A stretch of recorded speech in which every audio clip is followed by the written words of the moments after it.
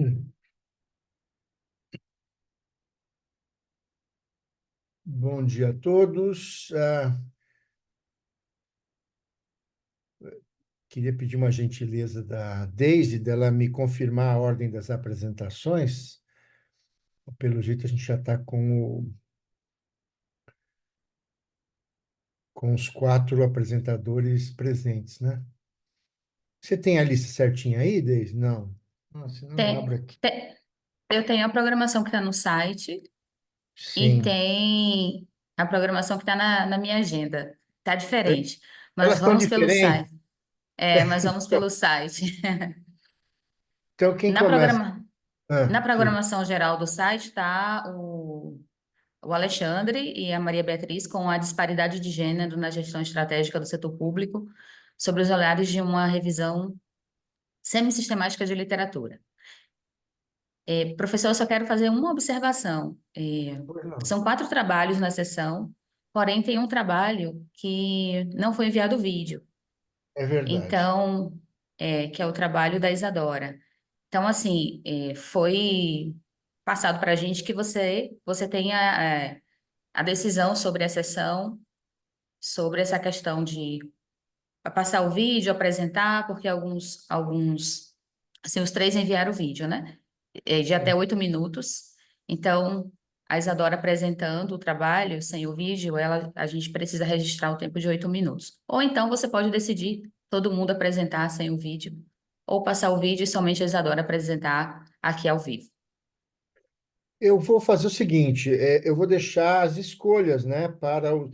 A princípio, a gente segue o protocolo, né, da apresentação dos vídeos e, no caso específico, né, da não existência do vídeo, a gente autoriza a apresentação remota, né, do texto, né? É, mas essa ideia, né, hoje em dia, ser administrador é ser flexível diante das circunstâncias que nos apresentam, né? Então, eu deixo todos à vontade. Se a gente seguir, de fato, talvez a questão mais importante seja, de fato, a observância dos tempos, né? Porque a gente, de fato, tem restrição aí, em relação à disponibilidade de tempo. Eu queria sugerir que a gente fizesse primeiro a apresentação de todos, né? Segundo a sequência que a Deise apresentou, e a gente parta para o debate no final, pode ser assim? Vocês me ouviram? Sim, sim, ouvimos. Começo eu, que sou o primeiro aí da agenda. Então, a ordem, portanto, pela apresentação é Alexandre, depois, qual é a próxima, Deise? Ou o Oh, próximo? perdão, estou falando com o microfone fechado. Ah, Depois o Rubens, Rubens. a, Rubens, depois a Isadora, Uhum. e depois o trabalho de Luísa, Gabriele, Raquel e José Henrique. Então, é a Raquel que vai apresentar. A Isadora está aí?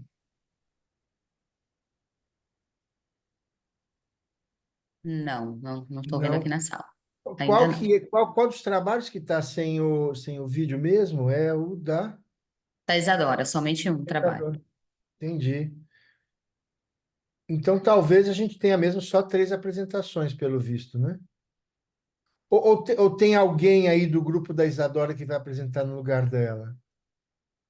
Não, ela está sozinha no artigo. É Está só ela como sozinha. autora. Entendi. Bom, mas talvez ela pudesse ter convocado algum aí assistente, né, de repente, para apresentar, mas enfim. Então, podemos seguir nessa sequência, Alexandre Rubens e, se Isadora não aparecer, Raquel. Ok? Então, vamos lá. Alexandre, portanto, a palavra está com você, meu prezado. Se você Passa o quiser, vídeo, professor? pode Ah, passar o vídeo. tá. Você concorda, Alexandre? Tudo bem? Podemos fazer nessa. Sim, eu prefiro que seja o vídeo, até porque eu tive que gravar esse vídeo umas 5 vezes para conseguir chegar nos 8 minutos. Então, Precisamos eu te, prestigiar os teus esforços, né? o risco de eu ultrapassar o tempo seria muito grande se eu tivesse que fazer agora. Tenho ele pronto, até posso fazer sem problema, mas eu prefiro que o vídeo, porque aí tá bem redondinho o tempo. E depois a gente faz os complementos, né, na hora dos debates, tá Perfeito. certo? Tá, vamos lá.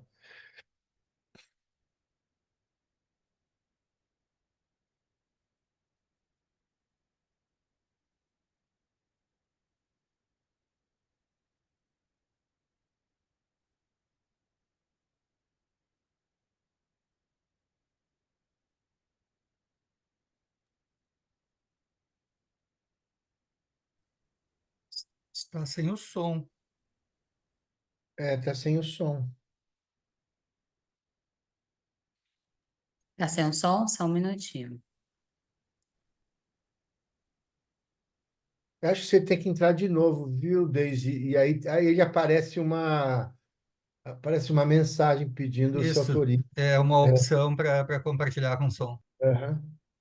É.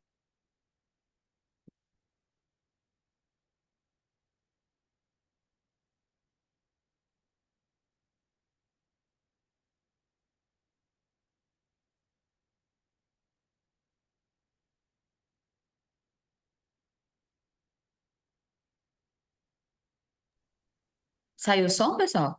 Ou ainda não? Ainda não. Ainda não.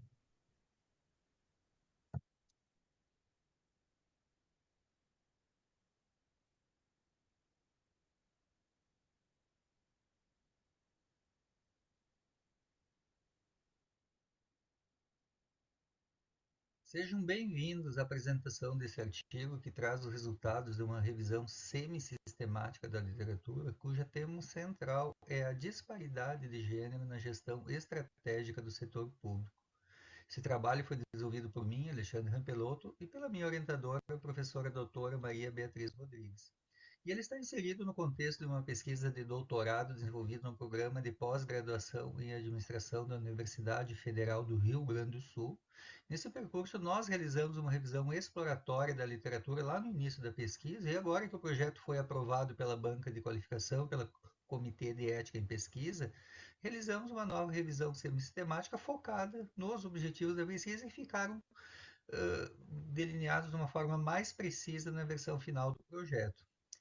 Na parte introdutória do estudo, nós apresentamos uma contextualização e nesse ponto se destaca uma situação que pode ser dita paradoxal, pois em termos legislativos nós temos aqui no Brasil dispositivos constitucionais e legais que vedam a discriminação no acesso ao emprego e promoções. E o setor público tem a particularidade do concurso como forma de ingresso. Então, tudo isso deveria refletir uma situação de maior equilíbrio entre homens e mulheres nos cargos de gestão, mas não é o que ocorre, como a gente vai ver mais à frente. Essa tela do painel estatístico de pessoal do Poder Executivo Federal Brasileiro foi uma das principais fontes para a coleta de dados estatísticos, demonstra que há uma participação feminina significativa nesse setor. Nesse recorte aqui apresentado, as mulheres eram 44,7% do total de servidores nesse poder. E essa situação vem se mantendo relativamente estável até os dias de hoje. Porém, se nós analisarmos os dados relativos aos ocupantes de cargos de gestão estratégica, esse percentual vai diminuindo significativamente à medida que aumenta o nível. Em termos gerais, considerando todos os níveis, já se constata uma subrepresentação das mulheres em cargos de gestão. No entanto, esse percentual diminui muito nos níveis estratégicos, conforme a gente se observa nessa figura. Embora a gente se percebe uma melhora nessa representatividade a partir de 2023, principalmente, os dados ainda indicam que há um longo caminho para alcançar o equilíbrio. As constatações que se apresentam, então, conduzem a uma reflexão quanto a esse paradoxo que envolve o fato de um setor representativo para a empregabilidade de mulheres com acesso igualitário aos seus quadros efetivos, que é garantido pelo Instituto do Concurso Público, ainda manter e continuar a reproduzir hierarquias que restringem a presença das mulheres nos cargos estratégicos. E para contribuir nas nossas análises, visando então a compreensão de como se processa essa disparidade, desenvolvemos essa revisão sistemática da literatura, e esse é o que se configura o objetivo central do estudo e do artigo. Em termos metodológicos, nós utilizamos como referência a recomendação Prisma, porém, em alguns momentos, a amostragem teórica, que é uma característica da Ground Theory, foi adotada para identificar e selecionar artigos que foram analisados com maior profundidade. As bases consultadas para a busca de artigos foram o portal da CAPES, a biblioteca SPEL e as bases do Web of Science e Scopus, buscando artigos do período de 2015 a 2024. Essa figura que vocês estão vendo aqui detalha as etapas desde a identificação inicial dos estudos até chegar aos 77 artigos que entregaram a revisão e que eles foram segmentados em dois grupos de acordo com o interesse do estudo, ou seja, 24 artigos com abordagem diretamente relacionada ao tema da pesquisa e 53 com uma abordagem transversal. Nós usamos nessa nova revisão da literatura ferramenta de inteligência artificial como uma ferramenta de apoio. Ela foi usada de uma forma bastante restrita, ou seja, exclusivamente para extração automatizada de informações na etapa inicial dos artigos, ou seja, parte dos textos, como o problema de pesquisa, objetivo e resultados encontrados. E esses dados, então, que estão aqui consolidados nessa tabela, o que foi extraído com geração com apoio da IA e o que foi buscado diretamente nos textos, foram consolidados em um arquivo com 156 páginas de textos. E eles se juntaram ao texto integral dos 24 artigos identificados como tendo abordagem diretamente relacionada ao tema da pesquisa para formar a massa de dados que foi submetida às etapas de codificação com a utilização do software Atlas TI. Nessa primeira etapa, chamada de codificação aberta, resultaram 1.538 citações e 311 códigos. E essa nuvem retrata as principais frequências identificadas, então considerando aí os 51 códigos com magnitude igual ou superior a 10. Se destacam aí as menções à existência de barreiras, estereótipos, políticas públicas, teto de vidro, disparidade de gênero, subrepresentação das mulheres, fatores sociais e culturais, processo estrutural e presença de mulheres no setor público.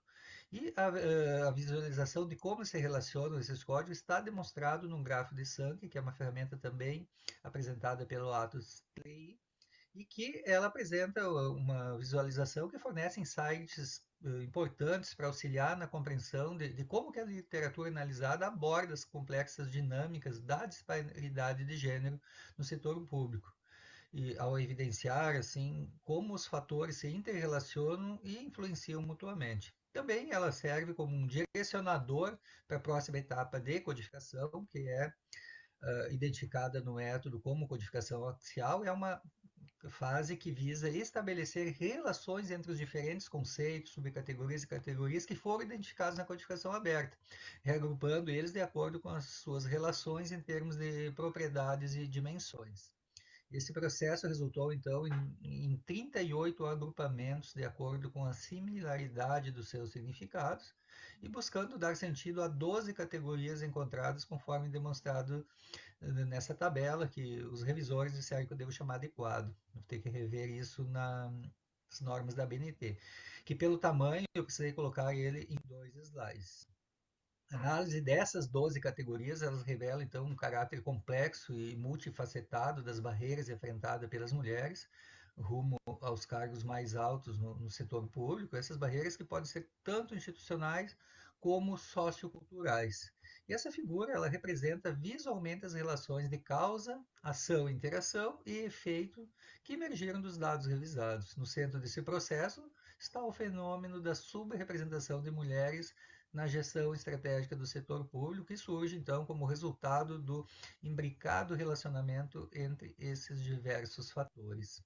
Para sintetizar, nós destacamos que essa revisão semi-sistemática contribuiu para aprofundar a compreensão da disparidade de gênero nos cargos de gestão estratégica no setor público, que é o objeto da nossa pesquisa, destacando que apesar do aumento da presença feminina no mercado de trabalho, ainda existem barreiras institucionais, socioculturais e estruturais que continuam limitando o seu acesso às posições mais altas de gestão. E ao final, nós destacamos as referências bibliográficas utilizadas no estudo e expressamos nossa gratidão e pela presença e atenção de vocês.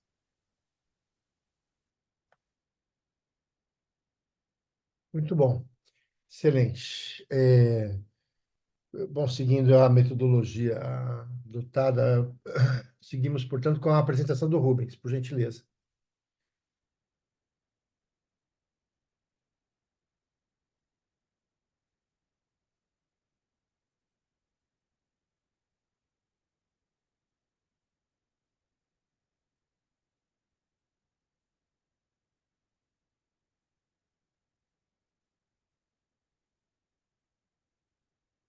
Olá, tudo bem? Meu nome é Rubens, eu sou servidor técnico administrativo na Universidade Federal do Ceará e este é um dos trabalhos desenvolvidos na minha tese, defendida no programa de pós-graduação em administração da Universidade de Fortaleza.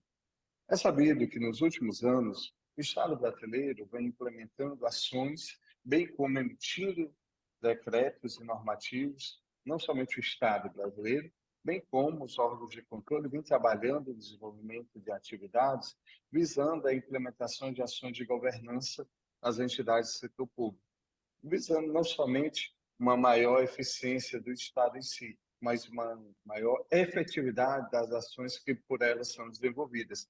Com isso, nós temos um importante papel estratégico que a alta administração exerce por criar estruturas e mecanismos, né, de governança e de gestão para poder implementar ações, não somente para cumprir obrigações normativas, mas bem como para poder cumprir um planejamento estratégico aí desenvolvido na própria entidade, visando aquilo que ela está inserida em seu contexto. E com isso, nesse trabalho, nós iremos focar as universidades federais brasileiras, que são constituídas por órgãos colegiados, né, e que são denominados de conselhos superiores. Esses conselhos superiores visam justamente tal implementações de ações. E assim nós também iremos trabalhar o quê? Os comitês de governanças, que são oriundos dessas imposições normativas que as entidades em si precisam implantar nas próprias entidades, e os órgãos de governança, que não são oriundos de obrigações normativas, mas que, devido à própria necessidade identificada na gestão das universidades, elas são instituídas nas suas estruturas de governança, visando complementar e implementar as ações para poder o melhor desenvolvimento dessas atividades. E com isso, nesse trabalho, nós iremos verificar justamente o papel moderador do comitê e do órgão de governança na relação entre determinadas características dos conselhos superiores e os níveis de governança nessas universidades federais brasileiras. Para isso, foram escolhidas, né, isso aqui a gente precisa fazer uma observação, que essas características, devido à incipiência em si, no âmbito público, né, das características dos conselhos superiores e da administração, nós fomos verificar no âmbito privado quais eram determinadas características que eram estudadas, pesquisadas, e nós procuramos aqui verificar se tais características também eram aplicáveis no âmbito público. E essas características escolhidas estão relacionadas à quantidade de conselhos, à capacitação que os conselheiros recebem, à diversidade em si, se o reitor ou vice-reitor é do gênero feminino ou não, o recebimento de remuneração ou vantagens pecuniárias ou outros tipos de vantagens que os conselheiros podem eventualmente receber devido à sua participação nos conselhos e se há existência de membros externos. Com isso, nós elaboramos 4 hipóteses, né, de 3 de moderação, que é a existência do órgão de governança ou do comitê de governança ou de ambos, né, moderando a relação entre tais características e os níveis de governança que são oriundos do levantamento de governança que é feito trienalmente pelo Tribunal de Contas da União. Para o desenvolvimento assim, dessa pesquisa, verificou-se no MEC quais seriam as universidades, aqui foram listadas 69, sendo que 6 foram excluídas da amostra porque estavam em processo de implantação. Então, e também não participaram do levantamento de governança do ano de 2021. Também foram consultados relatórios de gestão, estatutos, nos próprios sites das universidades, bem como o portal da transparência passiva também foram utilizados e ao longo de todo o ano de 2023 e começo de 2024 foram coletados dados para poder justamente efetuar, né, verificar o objetivo pretendido nessa pesquisa. Assim, aqui nós temos uma pequena tabela com todas as variáveis que foram verificadas nessa pesquisa, que consiste numa abordagem qual e quant. Os dados oriundos dos estatutos, relatórios de gestão, foram feitas análise documental, bem como análise de conteúdo, e tudo relacionado à governança, o que esses documentos também produziram, bem como os dados oriundos da própria transparência passiva. E para a abordagem quant, nós utilizamos análise de variância e o próprio teste T. Relacionado aqui, a gente tem, primeiro lá no trabalho a gente explica melhor, nós temos que no ano de 2021, mesmo tendo uma imposição normativa que eram para instituir os comitês de governança, 9 universidades, dentre as 63 que faziam parte do nosso escopo de pesquisa, 9 ainda não tinham implantado, mesmo tendo uma imposição normativa. E aqui nós temos do outro lado aqui os órgãos de governança que não são oriundos de imposição normativa, mas da própria necessidade que as entidades verificam para poder desenvolvimento das ações, não somente de governança, mas também relacionada à integridade, gestão de risco e a efetividade de tais ações. Com isso, nós verificamos também que, dentre aquelas características que foram identificadas, somente a capacitação teve uma relação direta entre as características e os níveis de governança. Em relação ao comitê de governança, não encontrou relação significativa, né, com os níveis de governança. Isso a gente tentou explicar justamente porque é oriundo de uma imposição normativa e muitas vezes implanta-se, mas não implementa-se. Já os órgãos de governança foi encontrada uma relação estatisticamente significante na relação com os níveis de governança, indicando que as universidades que implementam estruturas complementares, como o órgão de governança, influencia positivamente tais níveis de governança. E a existência conjunta do comitê com o órgão influencia positivamente tal relação também. Quando fomos verificar a moderação, somente moderou quando teve a existência conjunta do comitê e do órgão de capacitação, né, com a capacitação. Com isso, aqui a gente tem esse modelo que foi validado na presente pesquisa, onde demonstra importante papel da capacitação dos membros que participam dos conselhos superiores, bem como a existência do órgão de governança. Isso tudo é atrelado a ações que são desenvolvidas nos próprios conselhos superiores. Com isso, a gente verifica que as decisões tomadas nos conselhos superiores, tais como a criação de órgão de governança e o processo em si de capacitação, reverberam na efetividade das políticas e na qualidade das práticas de governança. No trabalho que nós sugerimos a leitura, sugerimos também outras pesquisas que podem ser desenvolvidas tendo em vista a continuidade para poder descobrir outras características, bem como implementar frameworks para o melhor desenvolvimento das ações desses conselhos superiores. Com isso, termino por aqui e agradeço a todos pela atenção. Até o SEMEAD 2024. Muito bom. Obrigado, viu, Rubens? Bom, a Isadora não veio mesmo, né? Não apareceu nesse meio tempo e então, em função disso, passamos direto para a apresentação da Raquel.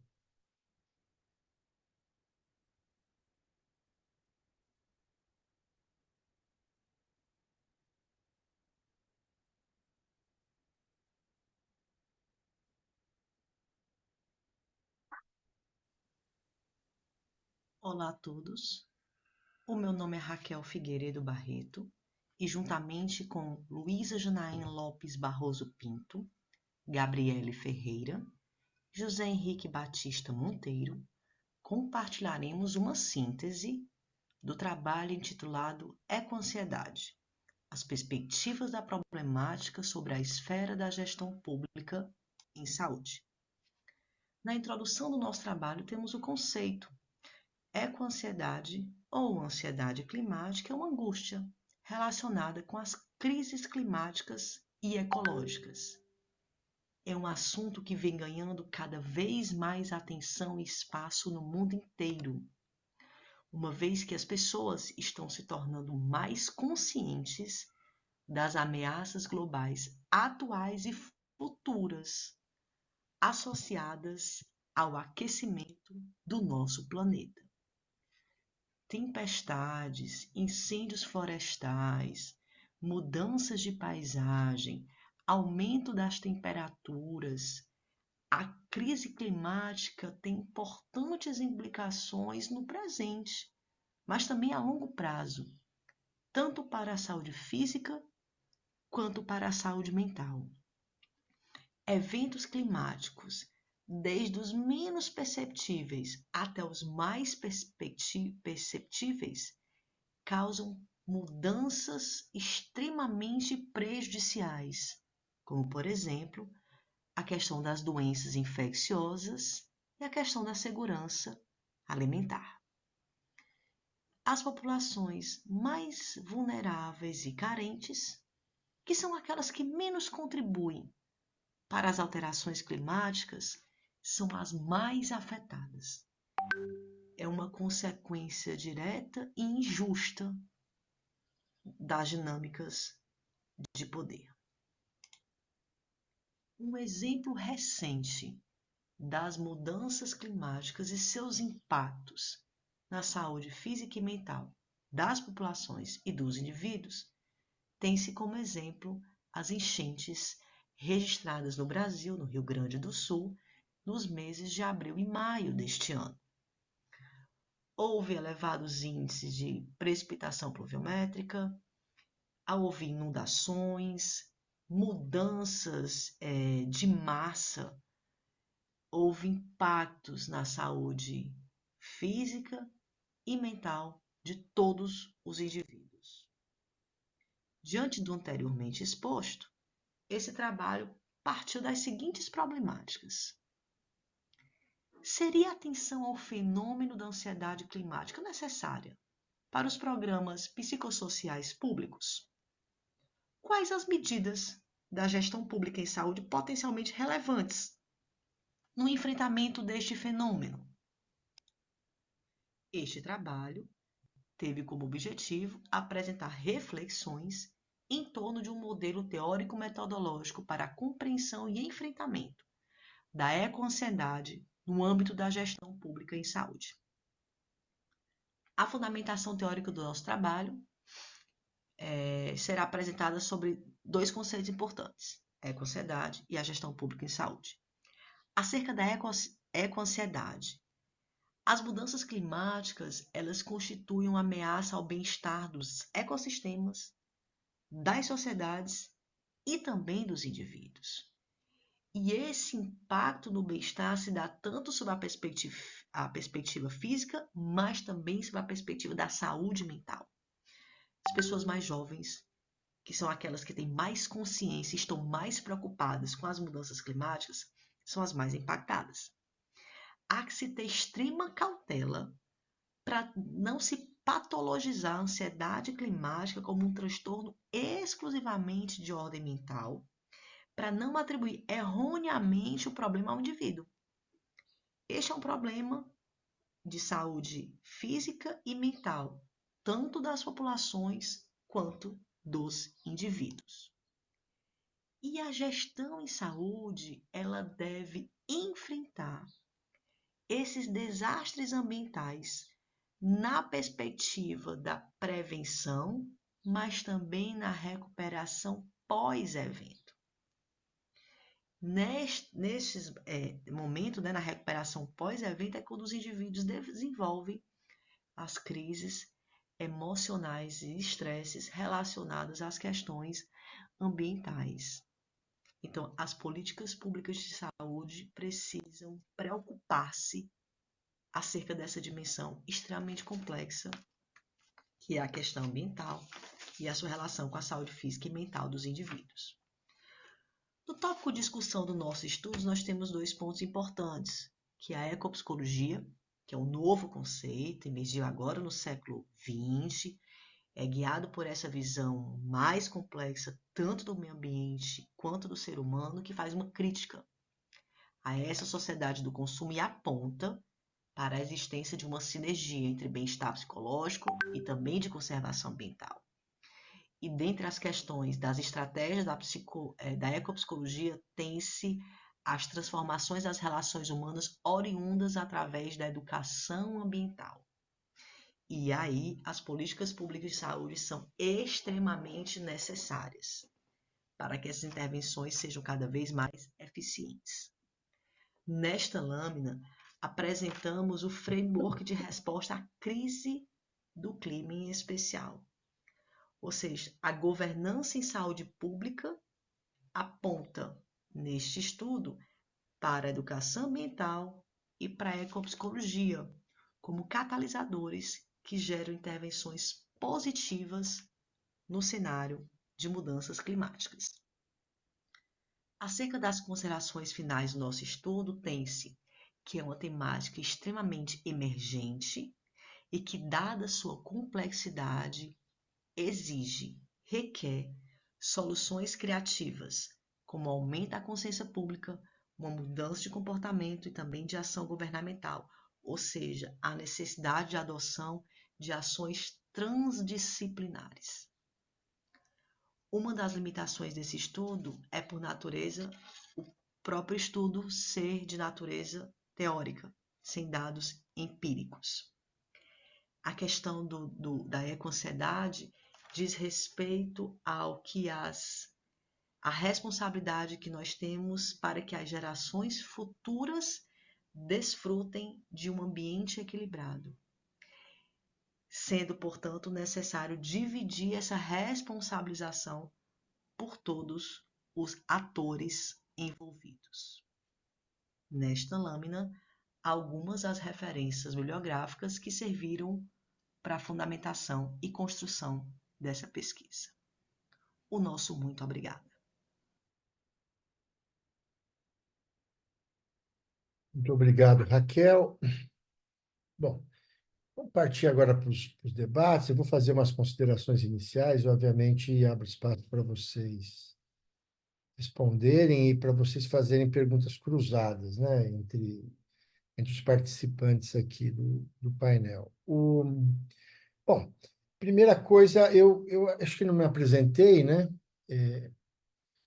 Meu nome é João Luiz Passador, eu sou professor da Faculdade de Economia, Administração e Contabilidade de Ribeirão Preto, da Universidade de São Paulo. Eu sou atualmente chefe do Departamento de Administração, sou professor titular e coordeno com a minha esposa, Cláudia, um centro de estudos em gestão e políticas públicas contemporâneas. Por conta disso, minha aderência, né, meu domínio conexo com o setor público, né? Bom, toda vez que eu entro nos painéis, vou dar uma olhada nos trabalhos, fico imaginando a dificuldade do coordenador da área, né, de agrupar trabalhos. Então, é uma ginástica intelectual não muito fácil, né? Então, e aí também não é que também é muito fácil, né, para o debatedor estabelecer inter-relações, né, com os trabalhos apresentados. Mas, enfim, é o que temos. Eu queria também fazer um destaque que a ideia de eventos científicos como esse é justamente debater trabalhos, resultados de esforços de pesquisa para, a partir da conversa, né, com os pares, tentar fazer um último follow-up aí de esforços de melhoria do texto para a publicação definitiva. A ideia é sair daqui para pensar em submeter para revistas indexadas, ou, enfim, as outras possibilidades de difusão como publicação definitiva. Então, eu vou fazer uma... Bom, eu acho que eu gostei de todos os trabalhos e eu queria só fazer tinha algumas dúvidas e fazer algumas observações, né? Então, o trabalho do Alexandre, essa discussão sobre gênero, né, não é uma discussão nova. Aliás, até por conta disso, houve essa possibilidade de fazer uma pesquisa, né, de fontes secundárias, né, já que temos bastante, né, Alexandre. Aliás, é a primeira vez que eu encontrei aqui um tema que eu não conhecia, que é uma revisão semi-sistemática, né? Os trabalhos de revisão sistemática de literatura não são incomuns, né? Mas a ideia é que haja uma intervenção, uma discricionariedade na escolha dos artigos, né? A partir a partir de uma primeira rodada formal, né, de levantamento da literatura aderente, né? Então, eu gostei da proposta, especialmente por uma razão. Eu sou professor de epistemologia aqui no nosso programa de pós, né? E, bom, basicamente é uma disciplina sobre filosofia da ciência, cuja conversa é a seguinte, basicamente, é que o que faz a ciência é uma forma particular de construção da realidade, e a distingue das outras possibilidades, como a arte ou como a fé, enfim, é justamente o método científico, né? Então, o que nos faz construtores de uma forma particular, né, da realidade é justamente o método científico. E para a nossa dor e nossa delícia, ele não é único, né? Então, existem várias escolas metodológicas, desde as mais prescritivas, como o positivismo, até a perspectiva histórica da dialética, mas eu sou particularmente simpático a essa visão da fenomenologia, né? Cuja ideia é basicamente essa, né? A construção da realidade é uma construção subjetiva da realidade, então depende do sujeito. Então, essa relação íntima entre sujeito e objeto que vai definir, tá certo? O que é o produto do seu esforço de pesquisa e conversa que não há neutralidade, ou a máxima neutralidade possível, né, dos resultados de pesquisa é quando você deixa explícito quem é que você é para convidar os terceiros a participarem do seu sistema dessa construção, né? Então, quando você... Portanto, eu acho que a palavra reflexão, né, que apareceu aí, especialmente na fala da Raquel, é importante, é inevitável. Em vez de a gente ficar tentando lutar por uma neutralidade impossível, né, você explicita. E o que é mais importante, né, os esforços formais de produção e sistematização de dados não são um fim em si mesmo. Ele pressupõe que o pesquisador faça o exercício da crítica e da reflexão, né? Então, assim,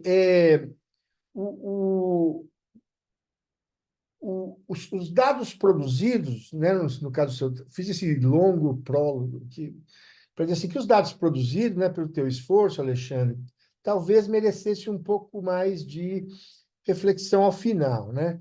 Porque eu acho que há um processo de amadurecimento dessa discussão sobre gênero bastante importante, que talvez obviamente, existem barreiras, mas também existem contingências, né? Se você trabalha com o setor público de modo geral, é bastante diferente você lidar com a questão de gênero, por exemplo, no setor das Forças Armadas ou no setor de saúde e educação, né? É, é, justamente por essas contingências, né? Então, é mais fácil você encontrar secretárias estaduais de educação, né, do que generais mulheres.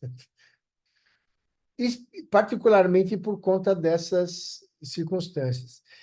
De todo modo, eu acho que ainda o setor público tem garantias de ordem institucional que permitem, na verdade, a participação feminina em termos relativos, né, mais que proporcional ao setor público. O setor privado. O que, aliás, me deixou aí um pouco desconfortável em função da decisão ontem do STF, não sei se vocês estão por dentro, né, que ele altera, né, ele declara, né, o fim do regime jurídico único. Então, agora há uma permissão para o setor público fazer contratações com outras bases institucionais, especialmente de caráter seletista, né? E aí, eu não sei se isso vai ajudar ou vai piorar. A sensação inicial que eu tenho é que vai piorar, né, para essa discussão sobre participação de gênero nas atividades laborais do setor público, especialmente nas áreas que envolvem setores estratégicos, né? Então, eu deixo essa pergunta para você, né?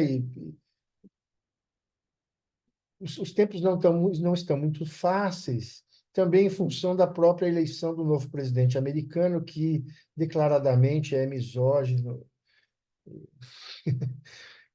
A gente não sabe o quanto isso vai refletir para o resto do mundo, mas enfim, né?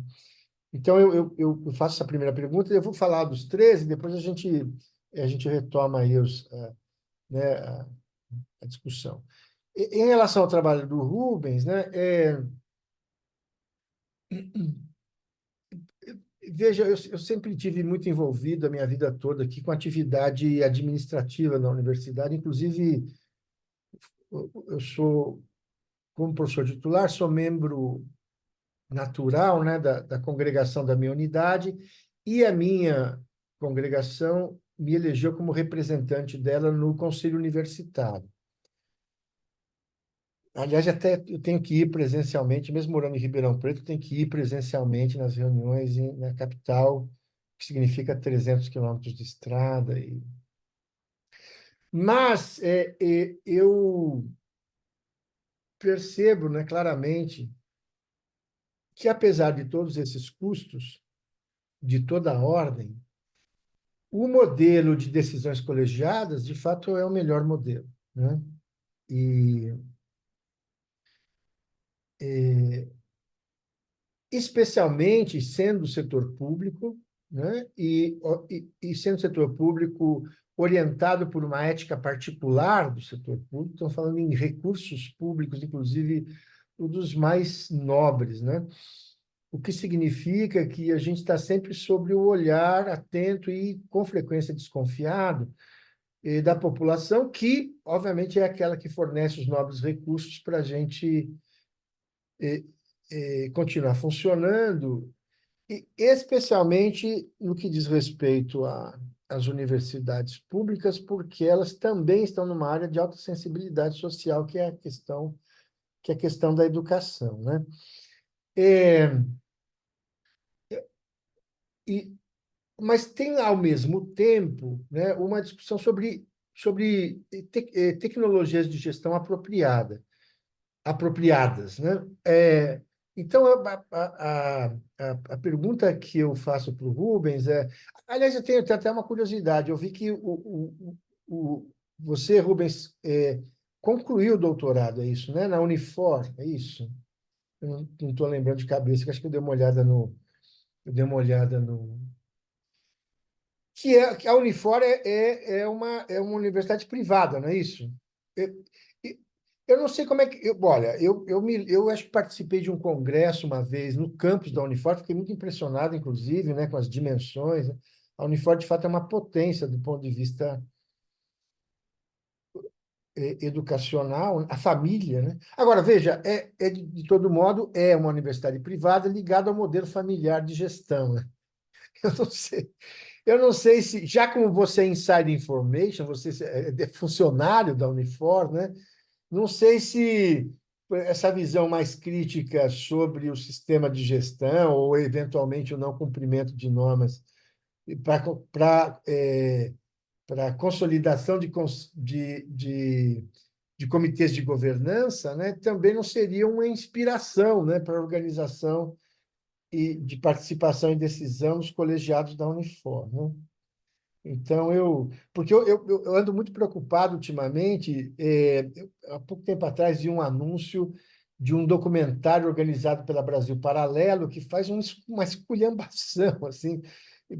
obviamente muito interessada, né, muito engajada, ideologicamente, inclusive falando, sobre o funcionamento das universidades federais, né? É, então, esse é né, também é um estímulo aí para a nossa reflexão nessa dialógica, né, que existe entre educação superior do setor público e do setor privado. E, por fim, pô, Raquel, olha, eu vou te falar, esse seu trabalho,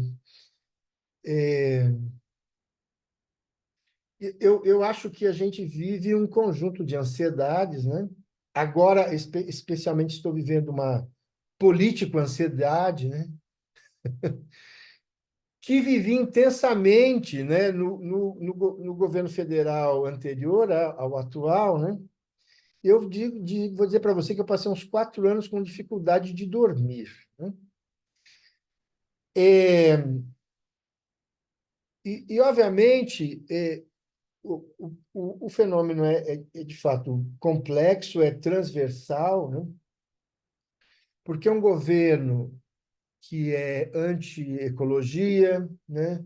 Um governo que é contra políticas de proteção social, um governo que é racista, um governo que é misógino, um governo que é homofóbico, né? Esse conjunto de coisas produz um mal-estar generalizado, e obviamente que a questão ecológica está dentro dela, né? E eu acho que muitas das patologias contemporâneas, de fato, têm origem nesses cenários, e que então imagina esse governo ao qual estou me referindo no meio de uma pandemia, um governo negacionista, um governo que comprometeu uma tradição histórica do Brasil de referência na área de vacinação. Olha, parece até um pesadelo, mas que sempre está rondando por aí. Fiquei também muito impressionado com o último certame eleitoral, que elegeram prefeitos no Brasil, e a maioria dos prefeitos da região norte, por exemplo, que talvez fosse a mais interessada na questão ambiental, a maioria deles é anti-ecologia, né? Então, de fato, temos aqui um quadro potencial de produção de patologias na área da psicologia, né? E podemos até pensar, de fato, a questão ecológica como sendo de gravidade, mas, obviamente, que ela envolve uma rede, né, de origens, né? É, e aí, no final, o que me... quer dizer, diante de tudo isso, o desconforto gerado, podemos botar o spot, o foco sobre a ecoansiedade, mas a ansiedade ela produz basicamente dois efeitos. O primeiro deles é uma imobilidade, né, uma estática inicial diante da perplexidade, né? Quer dizer, finalmente, depois de tanto tempo, aproveitando aí, inclusive, a talvez até a experiência pessoal do Alexandre, aí no Rio Grande do Sul, né? Mas assim, a longa experiência de você degradar o ambiente em território gaúcho, e com tudo isso, né? Com desmatamento, com queimadas, que produzem o fenômeno da impermeabilização do solo, né? Com cerâmica. Então, aquela terra fértil vermelha vira uma cerâmica sem vida, né? Não tem vida biológica, né? E fica dura. E aí a água vem, bate e escorre, ela não nem penetra mais. Então, matas de galeria, matas de encosta, acabaram produzindo a tragédia mesmo, né? A tragédia em Porto Alegre, né? Então, mas um primeiro momento é, de fato, essa estática perplexa, mas um segundo momento é, de fato, o estímulo à reação, né? As pessoas têm que reagir para combater esse estado de prostração. Então, assim, a política pública nesse sentido, tem essa coisa da famosa frase chinesa, né? A crise é a inspiração para inovação, né? Para superação e tal. Na verdade, eu não estou dizendo que é assim que acontece, mas estou dizendo que pode ser uma esperança, apesar de, por exemplo, o, o, o prefeito o prefeito de Porto Alegre, que em grande medida é um gestor público com parcela elevada de responsabilidade sobre a tragédia ecológica, foi reeleito.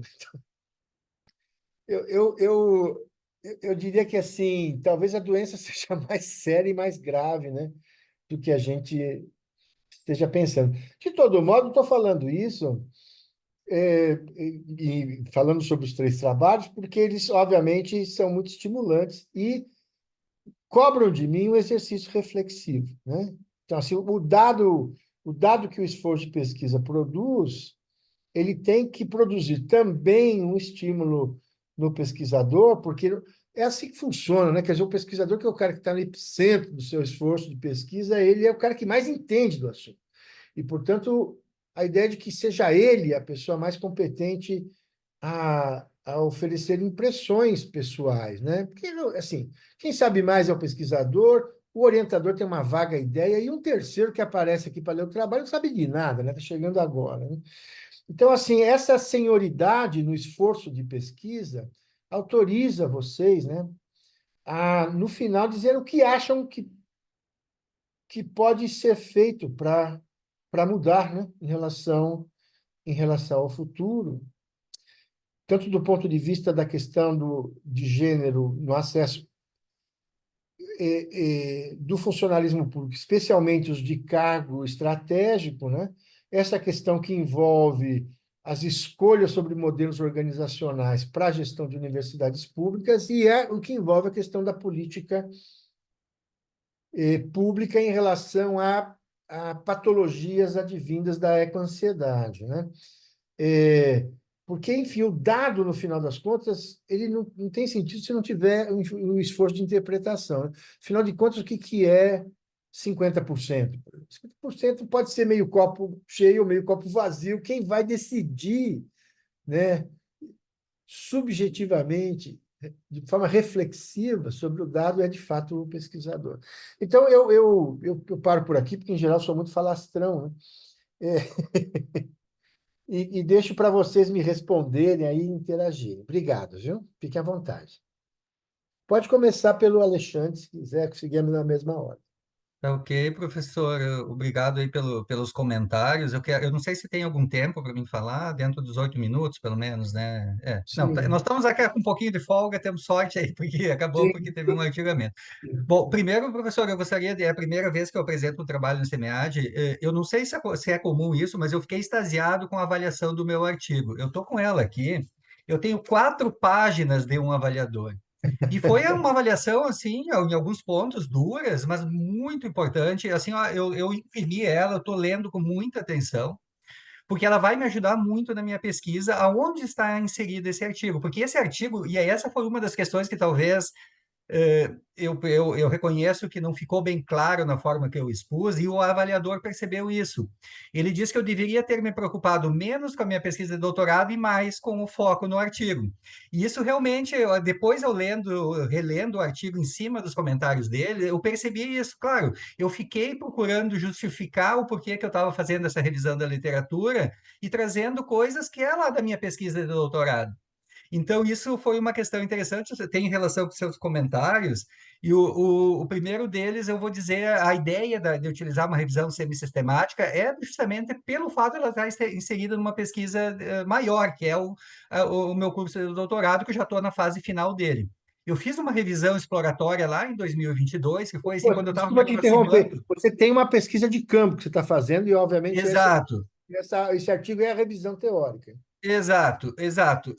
Na realidade, eu fiz uma revisão lá exploratória lá em 2022, e aí eu fui desenvolvendo o projeto nas primeiras aproximações, e ela me ajudou na formatação do projeto. Como a metodologia que eu utilizo é a Ground Theory, a ideia da revisão sistemática, ela teve agora de eu poder ter um pouquinho, uma visão mais ampla possível, sintetizando diferentes abordagens sobre o meu tema de interesse, principalmente pelo fato da abordagem da Ground Theory que eu estou utilizando, do papel da literatura. Por via de regra, a abordagem clássica da Ground Theory, tu tem que meio se abstrair um pouquinho do conhecimento existente, mas eu estou utilizando uma abordagem que a literatura tem um papel importante, porque ela acaba se inserindo como um dado junto com os dados empíricos que eu estou trazendo do campo, através de pesquisa documental, observação participante e entrevistas. Eu já estou, por exemplo, para vocês terem uma ideia, com quase 40 entrevistas realizadas nesse processo interativo, de vai e volta,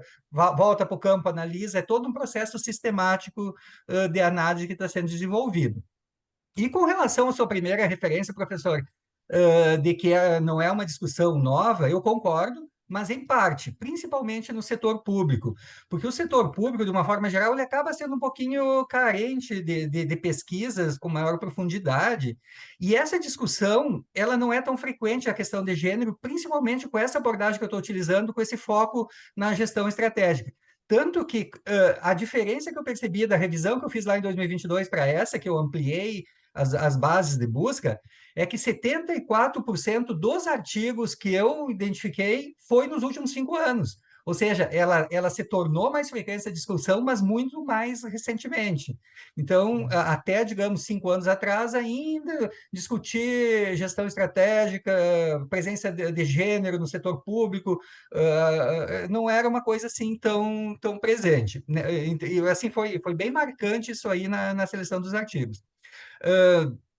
Outros comentários que o senhor fez sobre a dificuldade de estudar gênero no setor público, aí principalmente face das peculiaridades, o senhor citou as Forças Armadas, o senhor tem razão, mas aí eu também volto a relacionar com o meu doutorado, que também isso talvez não tenha ficado claro no artigo. Pois como eu estou usando a Ground Theory, a ideia do meu projeto de pesquisa é produzir uma teoria substantiva contextualizada, ou seja, no meu estudo, eu faço essa contextualização bem detalhada do meu campo, do meu interesse de pesquisa, e o foco meu está bem definido, que é o poder executivo, e dentro do poder executivo brasileiro, é no âmbito da administração direta e especificamente no âmbito das organizações que exercem atividades típicas de Estado, ou seja, aquelas organizações públicas que exercem atividades que só o Estado pode fazer. E isso foi uma escolha, principalmente pela característica do Brasil, que embora as políticas públicas acabam nascendo no âmbito político ou no âmbito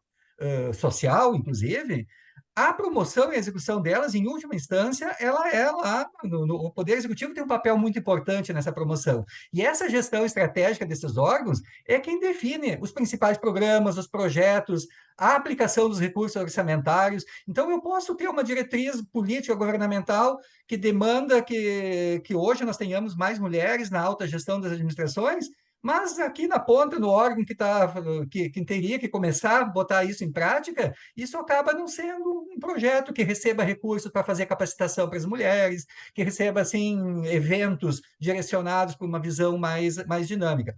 Então, boa parte, talvez, do que das críticas que eu gostei do avaliador estava nesse sentido, que eu deveria ter tido um pouquinho mais de cuidado de separar o meu doutorado desse artigo que está sendo apresentado, e para quem não conhece, para na minha cabeça isso está tudo muito presente, mas para quem não Então, conhece, talvez isso acaba criando alguma confusão.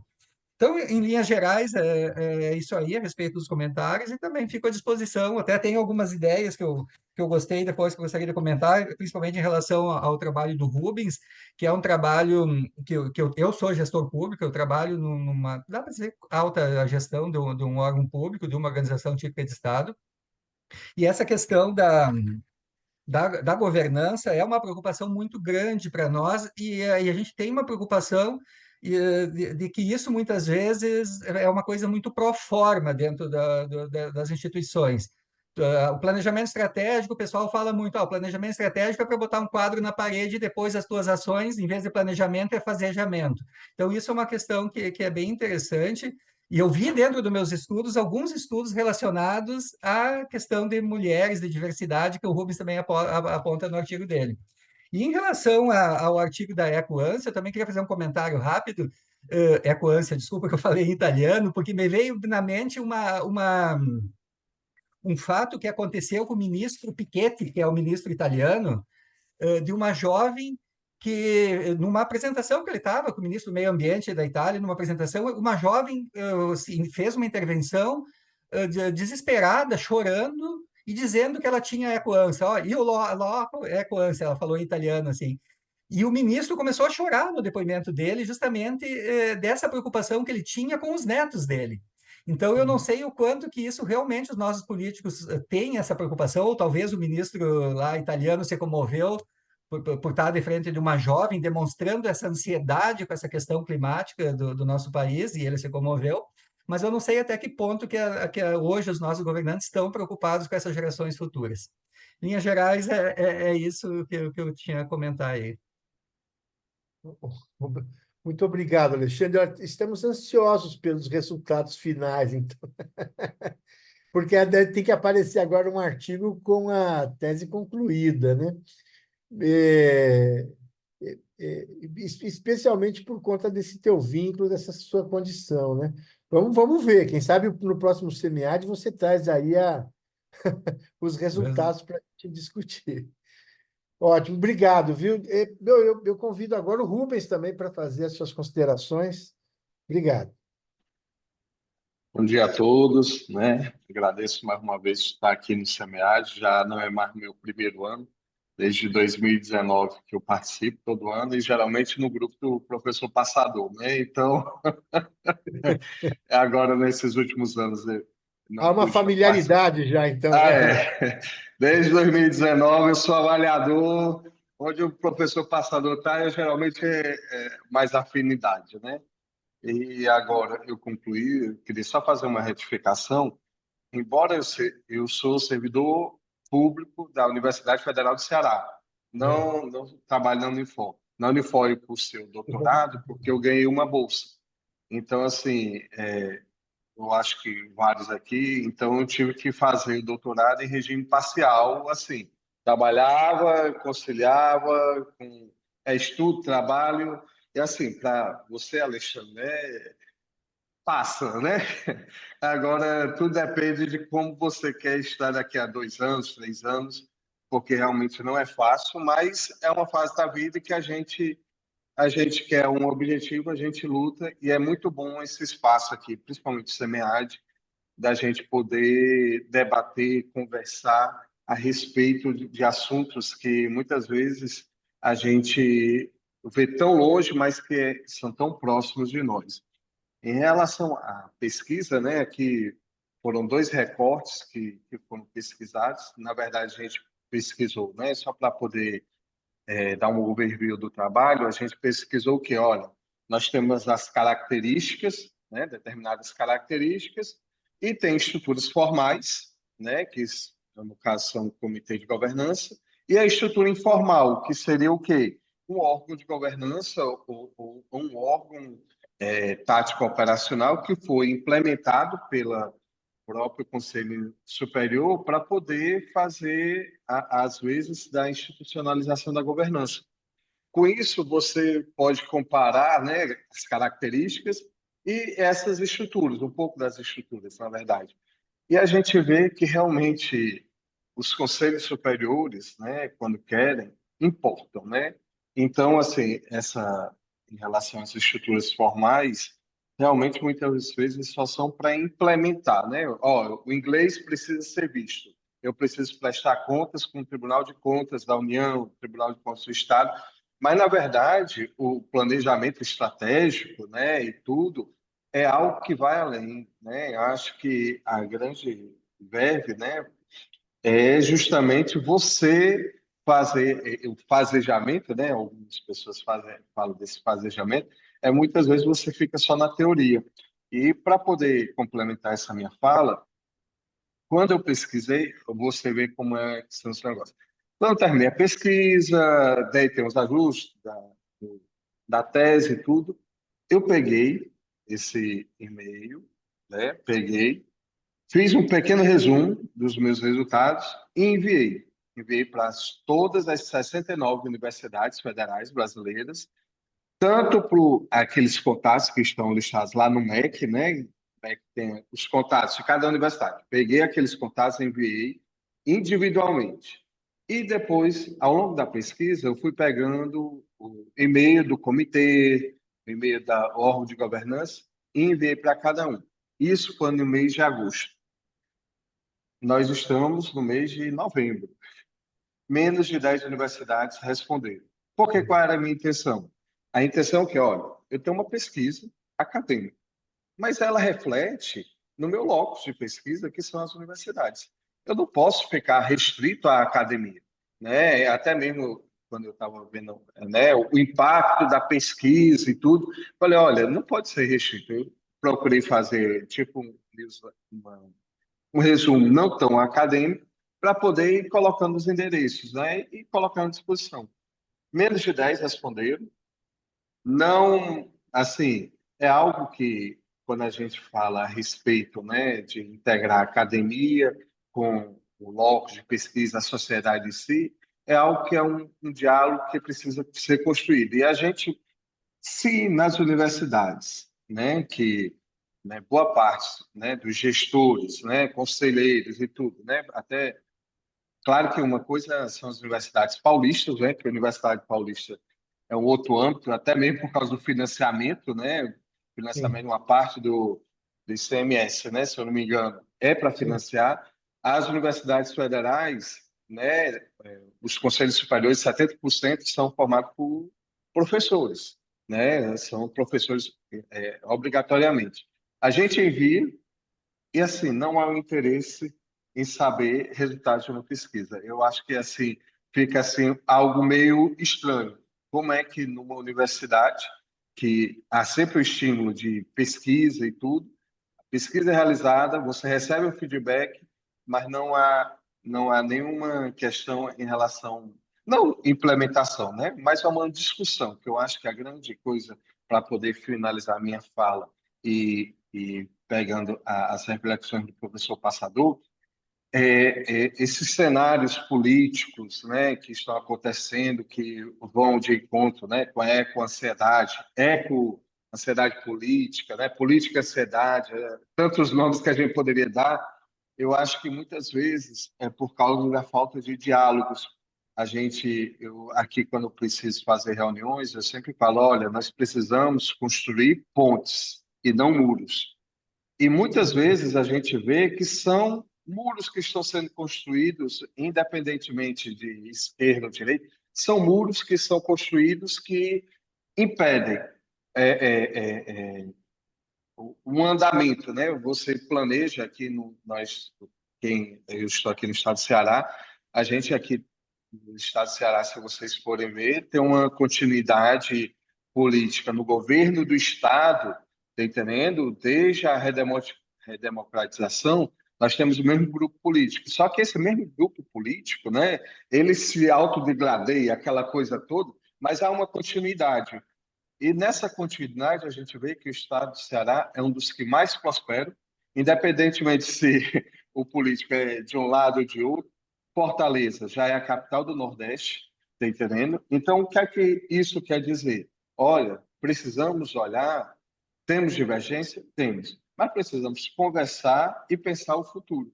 E muitas vezes aqui a gente fala que faz política com o intestino, com outras partes, que é justamente o quê? Independente, se for do outro grupo político, tudo que foi feito não presta e tudo. E, infelizmente, a gente vê que, com esse pensamento, as instituições, ao invés de evoluir, estão evoluindo. E isso vai trazer grandes desastres. Aí, pegando, né, a última pesquisa que eu fiquei muito reflexivo, realmente, e complementando a fala do Alexandre, para os nossos netos, né? O que será para os nossos netos? O que é que a gente vai deixar, né? E isso é algo que a gente precisa se preocupar e a gente precisa fazer hoje esse diálogo. A gente, às vezes, eu até falo assim, ó, às vezes eu respiro fundo, mas eu assisto canais de direita, canais de esquerda, para poder ver se há algum diálogo, porque a gente precisa ser agentes de mudança, né? E ser agente de mudança está cada vez mais nos tirando de zonas de conforto que realmente são preocupantes. Com isso, obrigado e estou aberto também a conversações, né? Tem o meu contato, rubenscarlos@fisica.ufc.br. Se precisarem, a gente troca contatos, conversar. Eu acho que, tanto no âmbito político, acadêmico, profissional, diálogo sempre é essencial e necessário para tudo que a gente vai fazer. Obrigado a todos. Obrigado, Rubens. Desculpa a minha confusão aí. Você está na Federal do Ceará em qual unidade? Eu sou um híbrido, eu trabalho no departamento de física, né? Ah, Por isso que meu e-mail é física, né? Embora eu esteja lotado aqui, que eu tenho uma outra formação. Eu sou mecatrônico, né? Então, aqui eu exerço uma coisa, mas a minha pesquisa é na área da administração, totalmente diferente. Daí a gente... é porque eu tenho amigos aí, mas uma em especial que é a professora Cláudia Burrâmara, você Ah, conhece? gente finíssima, Cláudia. Ela é minha madrinha de casamento. Você tem ideia de como é paroquial essa comunidade da E ela é um amor gestão? de pessoa, viu? A Ela é Cláudia, incrível, é incrível, é meu incrível. Deus. E as irmãs dela, tudo fotocópia dela, né? Você olha para as É, irmãs dela, falei, professor, não tem como não negar a eu familiaridade. encontrei com ela na Ampad, no Enampad, que foi agora em Florianópolis, é uma alegria imensa, né? É. E certamente vamos sempre nos encontrar por aí, nos encontros científicos, né, Rubens? Mas, olha, é, não, a gente sabe a gente sabe que a atividade de pesquisa de campo, de fato, é um exercício de humildade, né? A gente faz planejamentos e o campo esbofeteia a sua cara, dizendo assim, olha, tudo que você imaginou e planejou, mas essa é a capacidade de fato, do pesquisador, né? De lidar com o que é possível e da capacidade do esforço de pesquisa de produzir racionalidade útil, né? Para todo mundo, né? Para quem está dentro da universidade, para quem está na formulação de política aderente, e assim por diante, né? Mas muito bom, muito. Deixa eu passar então para a Raquel agora, para a gente fazer, de repente, o último follow-up aí. Fica à disposição. Raquel, o seu computador é um laptop? É. Ah, agora melhorou, porque você estava cortada, você estava aparecendo os seus olhos. Tá melhor. Bom Estava parecendo a dia. minha sogra. Quando a gente vai conversar com ela, a gente só vê a testa. Bom dia. Eu queria dizer assim, da enorme, de verdade, alegria de poder compartilhar dessa manhã, né, na presença de vocês, com tantos aprendizados, né? De fato, eu também fiquei assim, bastante intrigada com a formação dessa sessão, né? Dada a diversidade de temas, né? Os temas realmente eles passeiam pela complexidade que é a vida humana, né? Nas esferas de gênero, nas esferas, né, da gestão. E especificamente esse trabalho sobre a ecoansiedade, esse viés teórico-metodológico é o pontapé para a pesquisa de campo que nós pretendemos fazer. Nós estamos aguardando um parecer do Comitê de Ética para dar continuidade agora a uma pesquisa de campo. O que acontece, né, em linhas bem gerais? Até existem políticas públicas voltadas para a proteção do meio ambiente, para a proteção da saúde mental do indivíduo. A questão toda aqui é que, normalmente, esses vieses são muito particulares e individuais, né? Então, o indivíduo é atendido, né? A política pública de saúde mental é para o indivíduo. E a gente percebe que essa eco-ansiedade é coletiva. Não é um problema do indivíduo, não é um comprimido para o indivíduo que vai resolver o problema.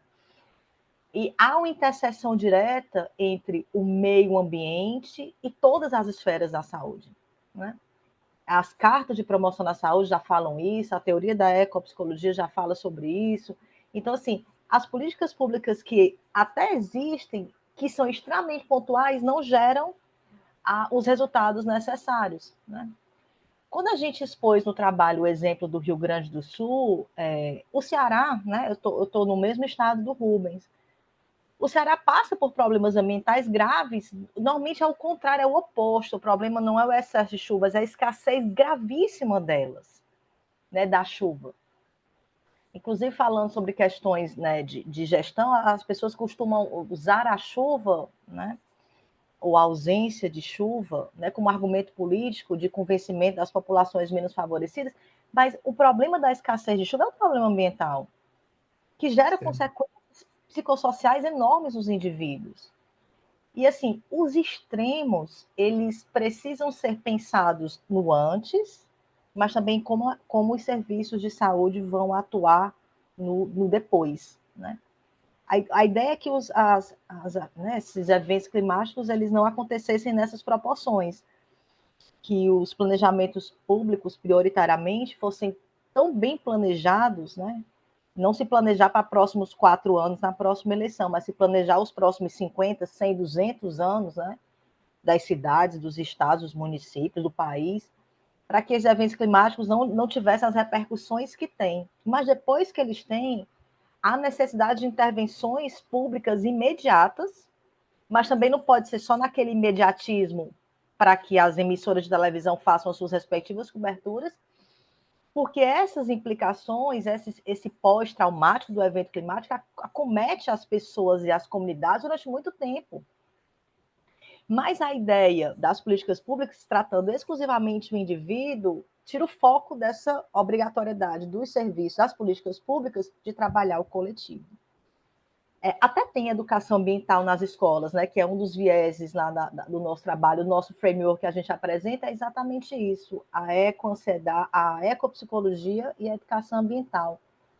Mas a educação ambiental também não pode ser vista como assim, eu vou ensinar o aluno particularmente para como ele não vai comprometer de forma individual o meio ambiente. A gente precisa dessa relação um pouco mais coletiva, né?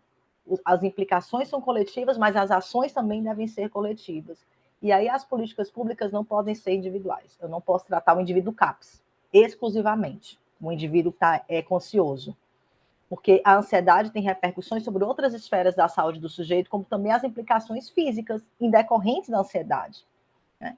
E aí essa preocupação de que meio ambiente é esse que as gerações futuras não vão ter, ou, né, deveriam ter, mas que possivelmente não terão. Como é que, enquanto sociedade, enquanto professores, gestores, prioritariamente, porque é a perspectiva do trabalho, o que pode ser feito para que essas pessoas, essas sociedades, as comunidades, não sofram, e quando sofram, como é que elas podem ser cuidadas acerca desses desastres ambientais, que, infelizmente, a perspectiva é que eles aumentem a cada dia, se agravem cada vez mais. E os extremos de excesso de água do Rio Grande do Sul, que é o que foi apresentado, por exemplo, da escassez dela aqui no Ceará, elas vão acometer cada vez mais a saúde não só mental, como também a saúde física dos indivíduos e das pessoas, né? Então, assim, os gestores públicos, eles têm uma enorme responsabilidade para que a gente não individualize esse problema e não patologize o sujeito por causa de um problema que é coletivo, que é social, de todos, e também está na responsabilidade de todos, né? Quando eu elejo, enquanto município, enquanto sociedade, um candidato cuja perspectiva é contra a proteção ambiental, eu também tenho que ser responsável por essa ação que eu tomei. Porque senão também a gente corre o risco de botar sempre a responsabilidade nos outros e se eximir de culpas, de responsabilidades que todos nós temos enquanto pessoas, enquanto indivíduos, né? Professores, gestores, profissionais, enfim, enquanto pessoas. E aí, professor, se o senhor me permite, eu queria dizer assim que o bacana da pesquisa é que ela nunca termina quando ela termina, né? Nunca. Nunca termina. Então, assim, nem era a priori a gente verificar essa questão da ecoansiedade na perspectiva do gênero. Mas o trabalho, por exemplo, que o Alexandre expôs, me ensinou, né, me ligou aqui uma lâmpada.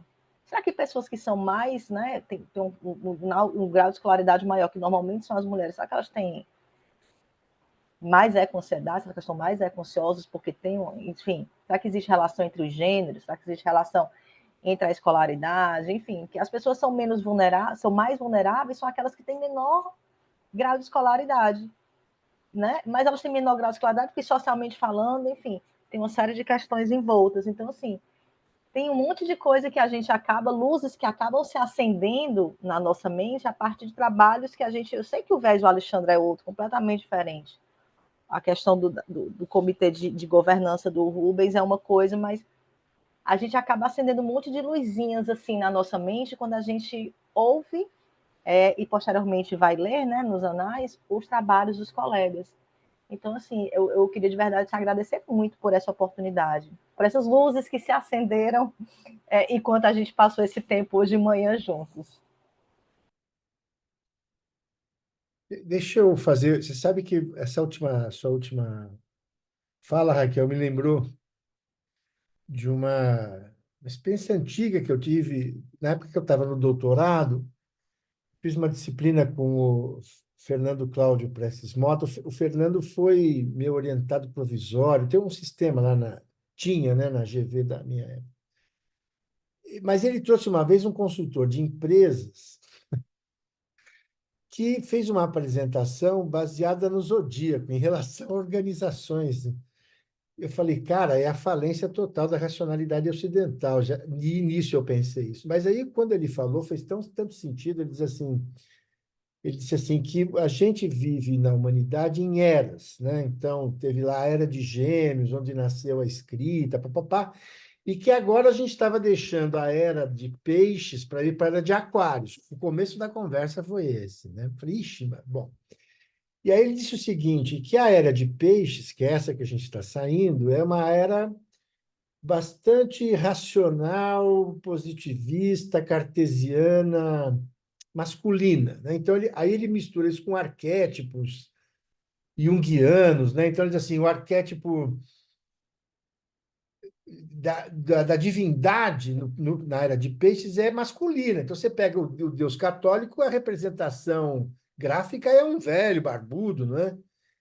E que diz que manda para a terra para salvar almas pecadoras dos homens o seu filho, não manda sua filha, percebe? Então, tudo é... E aí tudo é muito cartesiano. Ou você está comigo e vai para o céu, ou você está contra mim e vai para o inferno, não tem uma via de meio. Tá bom.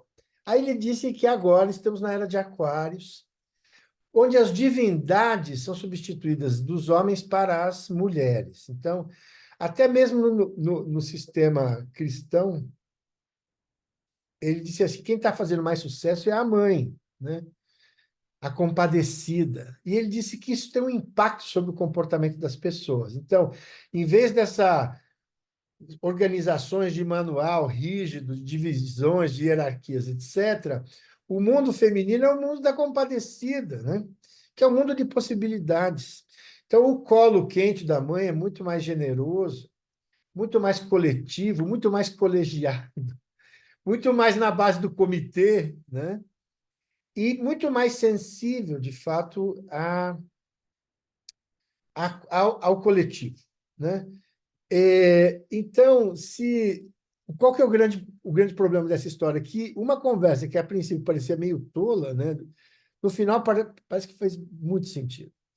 Então, aumentar a participação das mulheres nos cargos de decisão estratégica das organizações, especialmente aquelas do setor público, porque o interesse, a base ética de interesse é pública, né? Essa ideia de que a melhor tomada de decisão é sempre a decisão coletiva, a decisão colegiada, o esforço de você montar comitês de diagnóstico, planejamento, ação e controle é muito melhor do que a tomada de decisão individual top-down, né? Especialmente em questões que envolvem tanta complexidade e diversidade como é a questão. Então, assim, a gente aqui no GPublic tenta trabalhar com política pública transversal. Então, se você, por exemplo, ofende o meio ambiente, desmatando, metendo fogo, gerando desequilíbrio ecológico, você aumenta a produção, por exemplo, de vetores, que vão aumentar o número de doenças, que vão ter impacto sobre a economia. Tá certo? Então, assim, não existe o esforço analítico é importante, mas a síntese é mais, né? E a síntese que provoca atividade reflexiva. E no final das contas, também estou um pouco impactado porque voltei há pouco tempo do México e aquela coisa asteca lá, acho que me fez me reencontrar com a Pachamama, sei lá, alguma coisa assim. Porque vi civilizações que se extinguiram inacreditavelmente. Você tem pirâmide de 1 quilômetro de altura lá. E uma das importantes razões, de fato, foi de caráter ambiental. Eles destruíram as fontes de matéria-prima. Bom, é uma discussão longa sobre isso, mas, de todo modo, eu diria que se tem uma variável que nos une hoje como humanidade, e, e há mais concordâncias do que discordâncias, é a área ambiental, né? Mas, ao mesmo tempo, elas nos causam essa sensação meio estranha de que as pessoas parece que ainda não perceberam, nem passando pelos perrengues, né, das enchentes, das queimadas, da desertificação. Acho que metade desse planeta está expulsando pessoas do seu lugar de origem por falta de água. Você está criando problemas hoje na África porque você tem solos que são impossíveis de serem, perderam a capacidade agrícola, porque não tem água. Então, eles estão se acumulando nas periferias das grandes cidades, Addis Abeba. Eu não sei qual que é o limite, efetivamente, para você dizer para a humanidade que não dá para passar indiferente ao largo e dar de ombros, né? Então, com mais mulheres tomando decisão na área de aquários, né? Com mais sistemas colegiados de decisão e com essa profunda preocupação ecológica num sistema de redes, né? Da gestão da escassez, né? E da preservação do ambiente até pelo menos as próximas 7 gerações, né? De fato, a gente talvez não tenha futuro, como diz o Leonardo Boff, né? Ele, um pouco pessimista, diz que talvez a gente não sobreviva mesmo como espécie e que a próxima espécie a dominar o planeta são os cefalópodes, né? É uma hipótese curiosa também, interessante, porque, assim, porque eles dominam. Cefalópodes são cabeça-pés, né? Polvos e lulas, né? Sem trocadilhos. É, porque eles dominam o ambiente mais preponderante do planeta, que é a água, né, que são os oceanos, e de fato tem lá uma inteligência dupla e tem um sistema social curioso, tal, né? Mas todas essas especulações, de todo modo, nos colocam de fato a pensar e a refletir sobre o que temos que nos empenhar, né, para encaminhar soluções, né? Então, acho que, nesse sentido, os trabalhos se articulam mesmo, né, no mundo da Pachamama, no mundo da Era de Aquários. Se vocês me permitem um pouco desse esoterismo, né, acadêmico aqui. Mas, assim, eu reafirmo aqui o grande prazer de estar, né, nesse esforço todo que é de colocar a comunidade acadêmica em contato, né, apesar de distantes, e um contato de maneira remota, mas sempre produtivo e bota a gente para pensar, acender as luzinhas, né, e dormir com uma série de estímulos e matéria-prima para sonhar de noite, né, e pensar em alternativas. É isso, meus caros. Olha, deu exatamente 10 horas. Se alguém tiver alguma última palavra aí, chegamos aqui aos nossos estertores. E fico aí aguardando a coordenação, secretaria, para dizer quando é que a gente tem que parar. Fiquem à vontade. Obrigado, professor. Eu até gostaria de dar uma sugestão, se o senhor puder interferir aí. Eu achei que o fato de ter ficado só 3 trabalhos permitiu uma riqueza de debate, Aí, ó, de ouvir mais impressões, assim, que não teria sido possível se tivesse 4 trabalhos. Então, de repente, com esse tempo de sessão, o ideal seria que fosse 3 trabalhos, tá? pode ser. São sempre decisões difíceis. Também é essa ideia de você decidir sobre a gestão da escassez do tempo. Talvez, depois de a gente manter 3, alguém vai dizer assim, pô, mas caberia mais um quarto trabalho?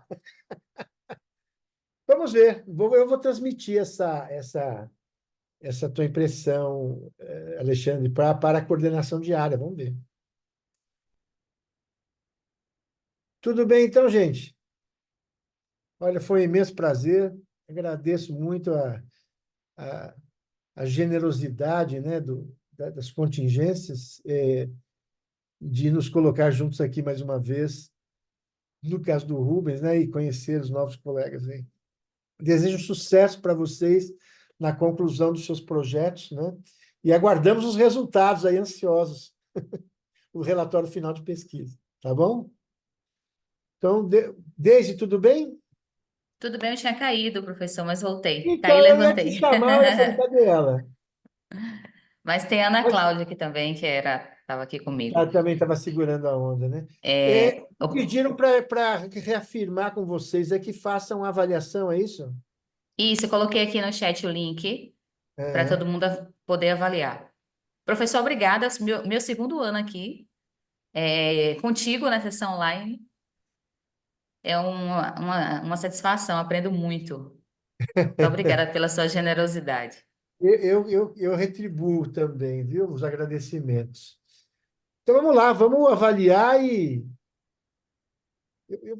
bom, eu acabei de E aí a avaliar. gente, pronto. E aí a gente encerra. Você também tem uma ficha de moderador, né? Avaliação de moderador. Tá bom. Desde a parte burocrática de comprovação da participação, tudo é com vocês aí, a gente não tem que fazer nada, né? Não, o moderador, ele confirma lá a participação de vocês na ficha dele e tá tudo ok, tudo certo. Tá, já. Parabéns, pessoal, pelos trabalhos. Tá, já. Obrigada, Obrigado professor. e Um abraço bom dia a enorme, gente. todos. Tchau, tchau. Tchau, tchau.